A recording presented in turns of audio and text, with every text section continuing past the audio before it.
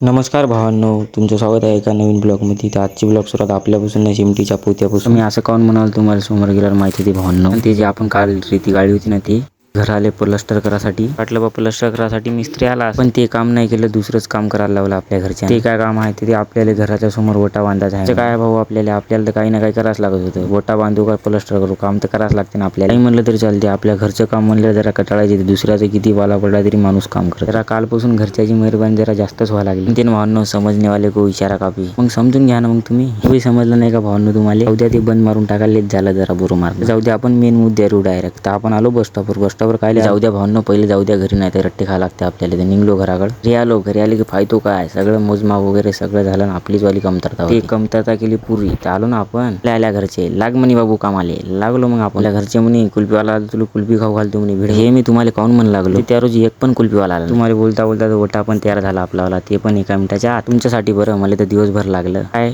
Time लागला ह्या जिसका इंतजार हो रहा सी वो भी हो गया. आपलं म्हणण्याचं तात्पुरतं एवढंच झालं, बस आपला ओटा झाला तयार. तर फाऊन घ्या ना भावांनो मग तुम्ही कसा झाला ते बी कमेंट मध्ये सांगून द्या. तुमचं मत काय आहे मला बी फाऊ द्या ना, करा मग कमेंट. तर हां, हे तर इमोजी नका मारू, नावामध्ये कमेंट करा जरा. कसं मला बी वाचायला जरा मजा येते ना. सोबत ज्यानं फॉलो नसेल केलं ते फॉलो बी करून टाका भावांनो. ते कसं जरा मला बी मजा येते मग ब्लॉग बनवायला. करा ना मग फॉलो. तर मोसम पाहू शकता भावांनो, पाण्याचा झाला. कारण ते त्या दिवशी खरंच पाणी आलं. इथं ब्लॉग तर मी दुसऱ्या दिवशी एडिट करायला लागलो. खरंच खूप पाणी पडलं रातच्यानं पडलं. आता तर संध्याकाळचा टाइम आहे, रात्र पडायला टाइम आहे ना. तर तुम्हाला दाखवून देतो काहीतरी. हे कारनामा करत आहे आपल्या समोर प्रकाश भाऊ, म्हणजे मेवाला लहान भाऊ. ते काय करते तुम्ही ते पहा, मी तिथपर्यंत ब्लॉगचा आवाज वाढतो कारण ते आवाज वाढवल्याशिवाय समजलंच नाही ना तुम्हाला.